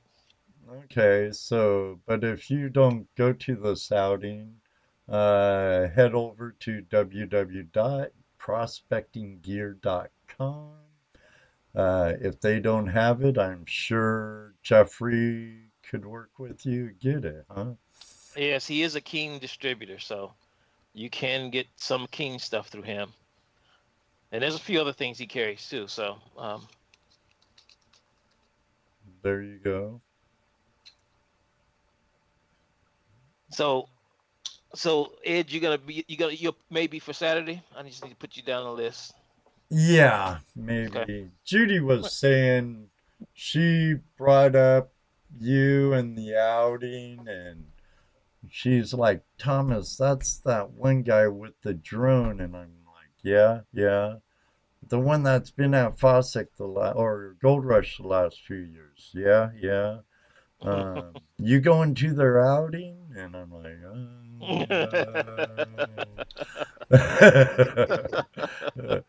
don't threaten me with a good time now, So, you never know. Saturday, I might mosey on over there. Well, come on down. If you ain't doing anything, come on down. I believe it's pretty much straight west from me, too, for the most part. You can stop by here, Ed. I'll get you there. No, you're a lot more south than where this is, I believe. I'm only an hour away from it. He's just a little bit further than me. So yeah, but I'd have to drive 3 hours to Patrick, then ride another hour up there, or I could drive 2.5 hours from my house straight there. I'm sure Judy wouldn't mind staying at Castle Day Windy. See, there you go. Casa Always del got Windy. accommodations. Yeah, you never know. You never know. And there could be a But- pot pie in the menu. We would have to see the dog situation. You know, dog, cats, the So- pride. So how did That'll Fawcett be go for you fine. guys? Oh, sorry. What was that? What was that, Thomas. Thomas? So how did Fawcett go for you guys? Great. You should have been there. I cooked a pig and slept. And Worked I- out great. Somebody lost a bucket. I won a metal detector. Yep. Oh, really? Ed won a metal detector. See? Yeah. I beat Joe out of the Nugget. Oh, really? Right. Yeah. Cool. Yeah. That's Let's good. see. Yeah. Yeah. I was waving at him. Ah. Nugget Joe didn't win. Well, Josh Night metal detecting Josh and, hunt was pretty good. Jocelyn and Elizabeth was there. You know, from, Yeah. yeah, I heard they were going to be there, yeah. Yep. They showed Adam up. from California Gold Rush was there. Yep. Yeah. Showed up. Got to meet Picker Petey too. Well, yeah, got to meet that dog. Yeah. Petey's a cool pooch. He's funny. He does- He's Very a different. star. Yeah, that dog he fell in love with me, man. He jumped up on my lap and was just kissing me all over the place. I couldn't get him off me. He did the same thing when I first met him. It was He like, said, hey, hi. Petey just knows good people when he meets Yeah. them. Yep. I might have to get Picker Petey on for a guest. There you go. That will be interesting. I will be there for that one. The conversations might be a little one-sided, but you know, maybe his owner could be an interpreter or something. There you go. Yeah. Adams, I'm lucky you didn't get stolen. Yeah, he is. He really is. Everybody loved Petey, you know. But Well, yeah, Jocelyn, Elizabeth, and Drew were great people. Are great people. Glad to meet them. John was there- there. Is there any kind of theme for this thing? Yes, Jess, you have to be in a Speedo. Oh Lord, Just Jesse. Maybe I won't come. that made a bad impression without even actually seeing it. Yeah. Yeah, I can't unsee that, Thomas. No, Thomas. Well, the reason I asked is because the way you started it. I thought we were supposed to be like old English miners or something. No. Well, I was I was Uh, wearing an although- IU although- uniform. I was gonna say, oh yeah, no. Although you can come in period dress if you want. That's up to you. I quit wearing dresses a long time ago. Ah, okay. We have a question from a longtime listener, Alaskan prospector Ray Oh. Rusaw. Yeah, How long has Thomas been into finding gold? Well, for me, it hasn't been that long. This is probably coming up on my 5th year, I think. It's probably about my 5th year. 5th year. Now, do you have scuba experience prior to mining? Oh yes, I'm a certified diver. Okay. I've gone Yeah. to several places to dive, so that's why I love dredging. That's why I love dredging, because I love being under the water. Right. Yeah, I saw that down in Alabama. Couldn't hardly Oh. ever get you out. Oh yes, I love that. I was in my element there, boy. Almost from sun up to sundown, boy. You were in that water. Yeah, I but still kick myself in the butt for not getting You down missed a there. good time. Yeah, I know. but yeah, it's been about like I said, it's been about 5 years, and I started just like most people. First off, I didn't even realize there was even gold here in Indiana, of course, and so after watching the shows, I started doing some research and saw that there was. And of course, I went to Gatesville first with my little homemade sluice box. Like we all do. Yep. And I actually caught gold, which was amazing to start with because it was really a bad build. And I was hooked. Of course, once I saw my first flake, I was done. Right. And I just we all know that feeling. Oh, couple of them actually. Man, I am missing these questions. I'm not looking at the chat. Okay, go ahead. Oh, that's Dennis. I know who that is. I know who asked that question. The scariest thing is really the funniest thing to me because it was dumb. But on my dive mask, I have these, the straps to tighten your mask up. Right. On this mask, they are extremely long. So, you're down there and you're underwater, and every once in a while you'll see something, and they have a kind of a triangle tip to them. So you'll see something flap by you. Well, it was right after I first started using the thing, of course, and I see this triangled head, looks like a head above me, and it's it's black, and I'm like, oh crap, there's a snake. And I come up out of the water and I'm like, I look around and there's nothing there. So I go back, of course, go back down. I'm like, I must be seeing things. And I'm not realizing that these straps are floating around above me. And so I get back down there and see it again. And I get out of the water. I'm like, what is going on? And then one of the straps finally flapped back over and smacked me a little bit on the head. And I'm like, really? This is what's... Oh, no. Because you're dredging, you're paying, all your attention is on what you're doing and not really spending a lot of looking around. You just catch things out of the corner of your eyes. And so right. I was just...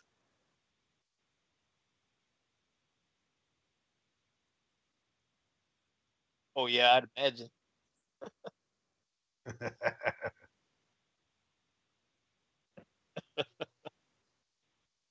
So, and then Wayne wants to know if you want to find more gold.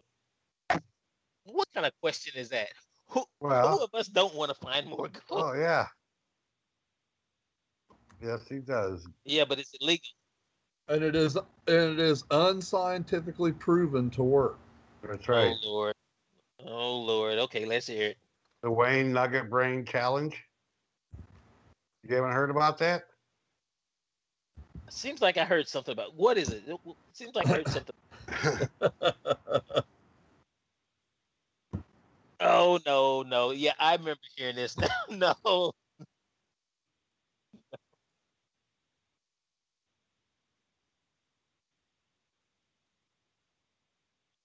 In and out. Recycle.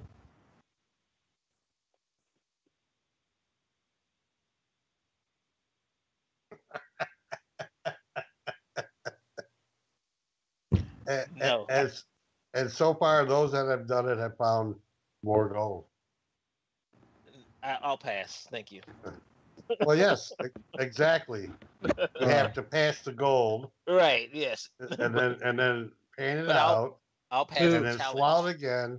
Who can't you hear? Again. Who can't you hear? People out here can't hear Thomas being asked questions.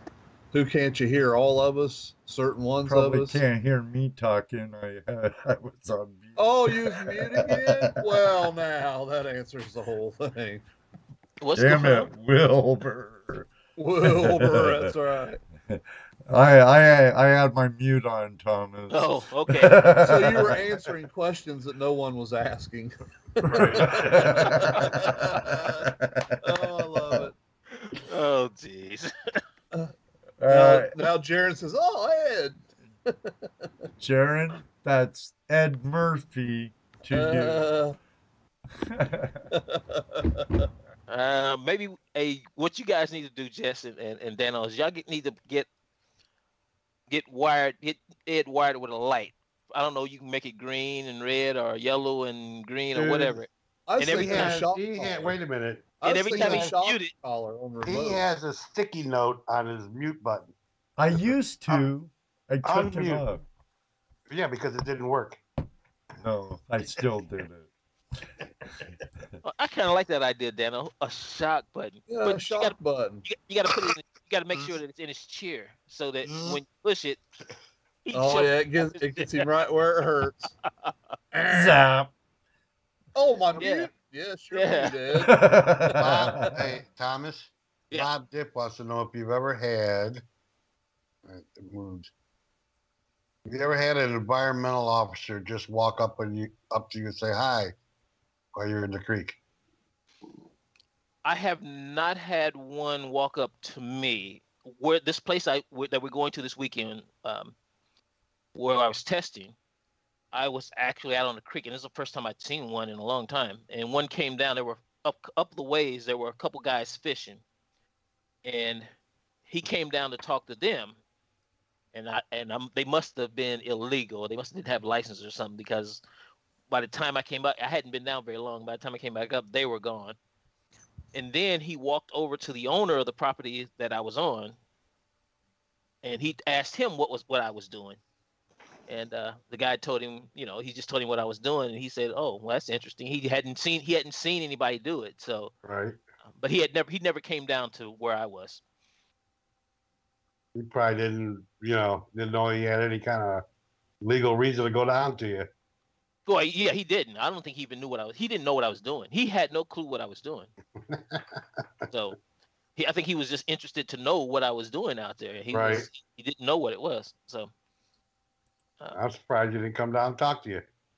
yeah, Or I was maybe- surprised too. But he may have, and I was under. If I was underwater, I may not Oh, have right, came right. up. So Then he again, probably- maybe the property owner lied to him.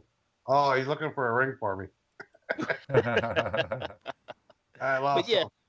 that was there was only other place I had one come up to me was in the park, was in Owen Putnam. And really, he came up to me because I had parked in the wrong spot. And because he was there, it was interesting. He was there because people had gotten their truck stuck in the creek. I couldn't figure out how. I don't know why they were where they were, but he was just happened to be out there when I stopped and parked where I was, because I thought I could park there. And he said, "Well, no, you can't park here. You have to move, go over here to park." And I said, "Okay." And that was it. I mean, he asked me, did I have my permit? And I showed him the permit. He said, "Okay, well, you just got to go over here and park." So, it was nothing about it other than I just didn't have the right spot to where I needed to be. So, Right. Make sure you park in the proper spots. that's true. Yes, because really the state forest, it runs the way the state forest runs here. It runs through people's land, so Right. so you could not know exactly where you're supposed to be unless you're very good with the maps. And I am now, but I wasn't then. That was it's like that first year I started. So I really didn't know exactly where I was going to park at. Gotcha. Well, Ed, it's going on 10 o'clock. Yeah, it's that time. So Yeah. remember prospectinggear.com if you need something for your prospecting adventures, head over there. Like to thank all our sponsors, our patrons and advertisers, and our guest tonight, Chris Ralph from International Mining Journal, and our bonus guest, Thomas Folks, Indiana State Director of the GPAA. Thank you, sir. That's Sucker my hit pleasure. again. My pleasure, even though I wasn't quite ready for this. Hey, so we fly by the seat of our pants. What can we That's say? right. Hey, I'm never ready for this on Tuesday nights. So, I mean, But hey, it's a good time. It's a good time. So hey, I'm all right with it. Yeah, it's fun. I think just get some of our other friends to call in, like Jaron and Bob Gray, and some of these other guys. It'd Mhm. be nice We to had to talk take to. one for the team tonight, and then somebody called in and he said, "Saved by the Bell, Dano." Yeah. I like that you guys had Chris. I hadn't seen him in anything for a long time. I've seen him at shows, but I've never seen him do an interview or anything for a while. So that was a really good guest tonight. Yeah, I thought so. I've read a lot of Chris's articles, and Oh yeah. uh, I used to watch a lot of how oh, what channel is that? Doggone it! Prospecting. Yeah. ProspectingChannel.com. Yep. Adventures in Prospecting, Joey Wilson's stuff, and I always liked what he had to say, and I thought he'd be an interesting guest. I am gonna work on Scott Horn, I believe his name is, Yeah. I think that's what it is. Yeah. the senior editor and owner of Harn. HARN. You know, that goes for Whoopi too. He never calls in. I'd like to pick his brain. Bob never calls in. And he goes, I'm allergic. Oh man. Oh well. They have medicine for allergy, guys. Come Right. on. Just take your medicine and call in. Right? Well, it's just talking. I'm sure they do that anyway. Right. Well, Jaron, I don't understand about Mr. Lodak because he's a YouTuber. Right. And he puts himself out there anyway. So we need to work on getting him on as a guest, you know. Well, he calls in. Yeah, he says, well, nobody talks back at that on his YouTube video though. Well, that might be so, but I think he's got guestophobia. Guestophobia? Yeah. That could be. But how do you treat something like that? Get on and be a guest. Get over That's it. right. That's right. That's we're on the same page, Dano. You see, he said he's called before. Let Dr. Yeah. Ed, Jesse, and Dano cure your problems. And we pro bono. You don't even have to pay us for it. Jaron, don't even have to pay us for it. Yeah, you've called one time. We know Once. that. Don't rub it in. And we won't ask him too many questions. Right. At least not till we get him on like we did you. He does some really cool prospecting. He does. To me, that's cool what he does. But he don't ever want to come on and talk about it, you know? Yeah. So, Jaron, it's your turn, man. We need to get you on here. Jaron says twice. Well, I've got him on call twice. Once on GPS and once on here. I shame him into it. That's GPS. That ain't here. Shamed him into it. He's only called him once here, but yeah. Right. No, that's all right. That's all right, David. I understand Spanish. He tried to get out of that. Yeah. I do believe Skype has an interpreter. Oh, that could very well be. Oh, really? Yeah, I do believe it does. Si habla español, poquito. So, and Jesse speaks, understands. He can interpret. So, I don't know. Bueno. I don't know. Jesse looked away. Problem. So. Twice here. I was looking to see what time it was. And once on GPS. It says my bedtime.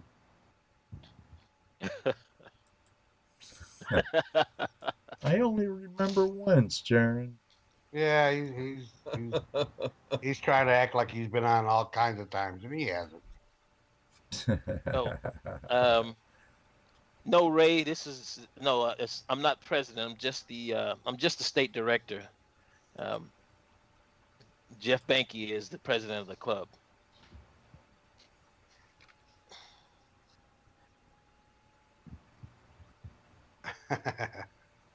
There you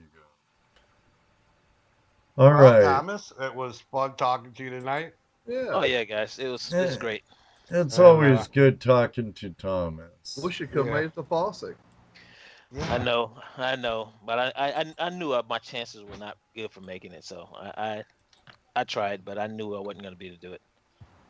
Right, Well, you that- were Got leaning a Gold Rush lot coming that, up. and you'll be there for sure. You already said you'll be there. Oh yeah, I'll be there. Barring anything happening, I should be there. I don't know, Jaron. I forget. I'd have to go watch. I got all kinds of remote control airplanes. Ray said he's the president of a model airplane club for 5 years. I got all kinds of airplanes still and all the stuff. Oh really? Yeah, they're all in your rafters, Dan. Yeah, I flew airplanes forever when I was younger. I got all the stuff still. Yeah, I got some old antique motors too. Oh, cool. Well, why don't you fly anymore? Gravitated towards the prospect in life. You can do both. Well, I know I can, but I like to be at the creek a lot better. Okay. I still got one of them little cheesy helicopters in the house I play with, fly through under the cupboards and around the house. I still got one of those. I'm Okay. trying to talk him Flies into RC being my plane. drone pilot too. He's got planes hanging all over in his house. You got a duck. He's got so many different planes hanging around. You know, some people get into it. It's a good. Oh, it's a good time. I mean, we had a blast when we flew. That was a great. There's about, I think there was 10 or 15 of us that had a club, and we went to Boston over in Indiana, the little Boston airport, and flew off their taxiways. They let us fly over there. Just told us to be kind to the other people flying. Get out of their way till they get off the ground and have fun. Yeah. We used to have a group of guys around here that did that. I haven't seen them now for a while, but they used to do it around, not too far from where I live. And there's a club here called the Weak Signals. And they do that. They used to go to a small airport in Toledo. That was a long time ago, though. I haven't seen them in a while. And I've had some real classic crashes. I'll be the first to admit it. Had some awesome saves. Lost a wheel off one of my airplanes. Landed it perfect. Come in. Oh, really? Landed. Oh yeah. But I've had some real crashes. I had to take a shovel and get one motor out of the ground. Well, Yeah, that's a crash. Yeah. Those and guys. so now, Thomas, I'm trying to work on Dano to be in my drone pilot. Oh, really? So, yeah. Every time I go to his house, he's getting one out and saying, "Here, try this one. Here, try this one." Well, if he flew planes, a drone, he should be able to fly with no problem. Oh yeah. Oh yeah. Yeah, actually, Dano's helped me with my flying, actually. But the first one my brother got me for my birthday, it said right on it, and I didn't read it. I pulled a Kim the Toolman Taylor. I didn't read the instructions really much at all, and on the box it said not intended for novice flyers. Yeah. And it was a mess. I crashed it several times, glued it back together a couple of times. Now it don't really want to get off the ground too well, does it, Dano? No, it don't do too good at all. It's parts. Well. I don't know what those parts would be good for. I have a completely different make, larger drone now, but I do like my little. It's either a Spark clone or a Maverick clone. I think it's like a DJI Maverick clone. It's really small pocket drone. That flies really easy. Dana likes my shoot. It's like a pistol grip you fly. You lean your hand forward, the drone goes forward and back. Oh, left yeah. and right. That's my Elfie. He likes that because it's just like a TV remote, or it kind of resembles my LG TV's remote. It kind of fits in your hand, and you don't have knobs you play with except for one for takeoff and landing, and the other one you move it left and it goes left. You move it right, goes right. Kind of tilt it forward, it goes forward. Pull it back, it comes back. I'll have it in my camera bag at Gold Rush. I'll show you. That sounds like a Wii. Almost. The controller's almost like a Wii, actually. So. I know what I was going to ask you guys. How was Hook's place? That was the other thing I was going to ask you guys. I knew it was something I should get. I really liked it, and we're definitely going back, but the water was high. It cut down where we could mine with what we had to mine. And if it's been raining, make sure you got four-wheel drive. Yes, Yeah. because I had to put her in second and step on the gas, and I was still pitching it sideways going up the hill. You guys should have got video, Doug. We were too busy watching you. We turned on the video right after. It was like, shoot, we should have videoed. But it's a pretty nice place. It's beautiful back there. Yeah. There's an old wagon trail along the river. Mm-hmm. There's exposed bedrocks in the area. And where we parked was like big stones that were like where a house or something was. They were like the fence stones around the house. There's a well back there. Yeah. Okay. I'll go with trading post. That's kind of what I thought too. Maybe a because right. That's right where the wagon trail turned and went across the river. Oh yeah. Mm-hmm. Yeah. Okay. Actually, I'm I'm surprised. We found some decent gold there for what we were able to do. The water was this high and we couldn't get out in the middle of the creek. Right. And we spent a lot of time looking around too. So that was the one thing about going there the first time is we spent most of our time just checking stuff out, And as usual, we all come home with a handful of fossils. Right. Wife goes, "What are you gonna do with those?" Look at them. Put them with my other fossils. Right. Well, yeah, it's on the same creek as Cottonwood, so I would imagine it's the same material. A lot of fossils and that type of thing going down in that area. A lot of that horn coral. We found a ton of that. Mm-hmm. Mm-hmm. It's quite a bit larger where he is than where Jim's place is. Yeah. Oh, okay. The stone, there's a lot of chert in the stone there too. Okay. Yeah, I was hoping to find a point, but hey, maybe next time because we are planning on going now. Yeah, there was plenty of chert all over. Yeah, you could have made one. Could have napped my own. But it wasn't bad. The water was a little dirty because it had rained. It was a little high. There were some places that I wanted to check out, but we really couldn't get to them because the water was too high. Right. Like I said, that day we spent most of our time kind of exploring, which I kind of figured, and we did a little bit of high banking. Okay. And then Hook, he couldn't stand it no more.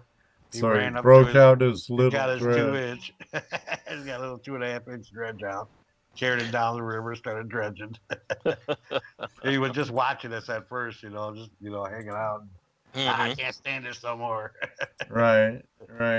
He had his 5-inch and his 4-inch there on a trailer also, but he didn't want to pack that in and out. So, but nonetheless, we had a good time. It was well worth going down, and we will get down there again, right, guys? Yeah, I'd like to go for the whole weekend. And after we all wore out, the landowner came with his gator and hauled our stuff out. We didn't have to carry it out. That was like so cool. Oh yeah, that was so cool. He wanted to meet the famous YouTubers. Oh yeah. See, I told you guys were famous. Well, he'd come down. We'd talk to him for a little bit, and we were getting ready to, we were pulling our stuff up, and hey, you got all that room back there. We just wanted to throw a couple of things in, right? Just our buckets, some heavy stuff, and the motors, our engines. Right. Yeah. He says, just load it up, and I'll come back down and get the rest. Yes, sir. Boom, boom, boom. Up it went. But some places there are going to be a little difficult to get to unless you go either upstream or downstream and walk to it. Okay. Lot of good places. And then that Wagon Trail too, going down to the river. There was a lot of cracks in it. There might be some possible gold in those too. Okay. You know, up a little bit higher. Don't know. Ray has a quick question. Has anyone ever used or seen a itty-bitty 1-inch crevice sucker dredge, and did it work? We have the gold snare, the 1-inch gold snare. And they work well. Or are you talking electric. like a hand dredge, like the sand and golden Yeah, the golden sand. They actually, work great if your shoulders can handle it. The one of the ones you gave me, aren't you the one that gave it to me? Yep, I get you. I loaned you one to make one from. Right. Okay. I scored several more. Did you? Yeah. So I'm trying. The one with the clear tube that fills up is yours. Right. Okay. But I have one with a long pipe on it that's like a 1/2 inch, and it's about 1.5 inch pipe. Trying to remember where I got that from then. Oh well. Hello. I got several here now at the shed, and I plan on doing a video on it. So I compare the different ones and how to build one. I've had requests on that before last winter.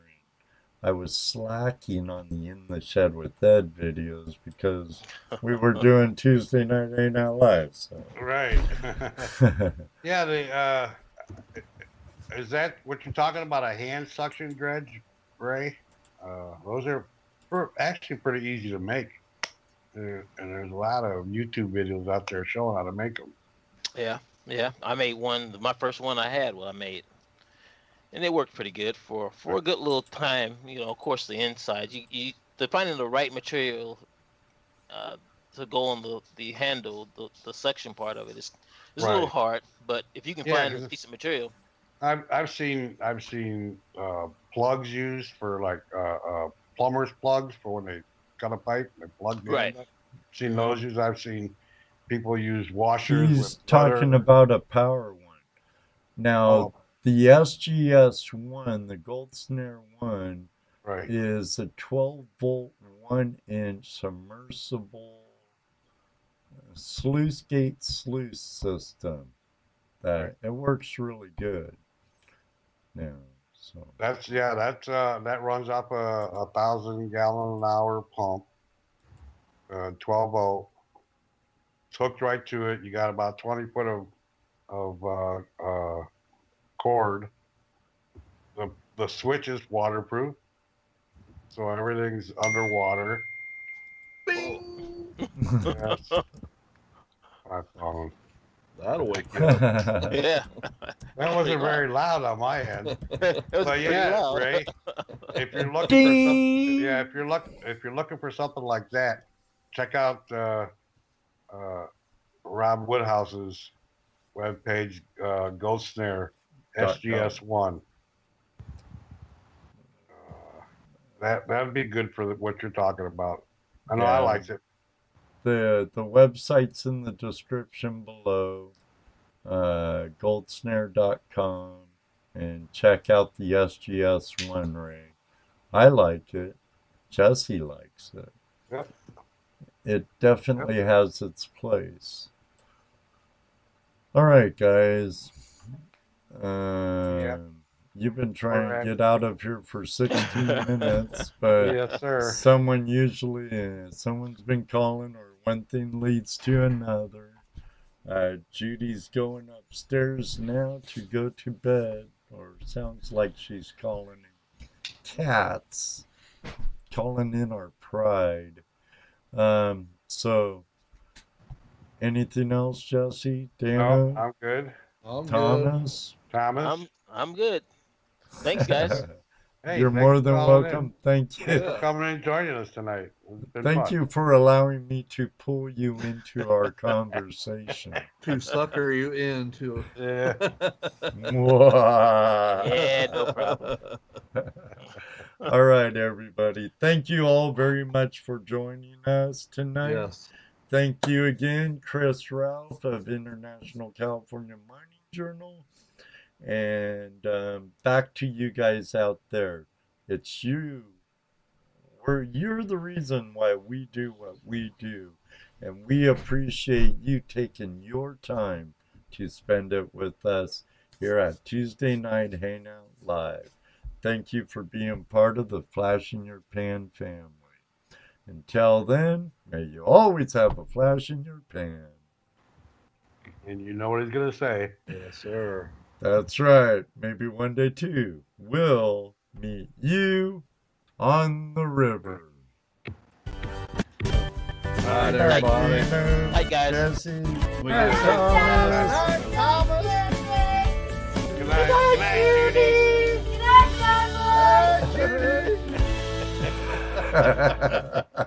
Good night, you guys. Good night, everybody. Good night, everybody. Thomas done got married.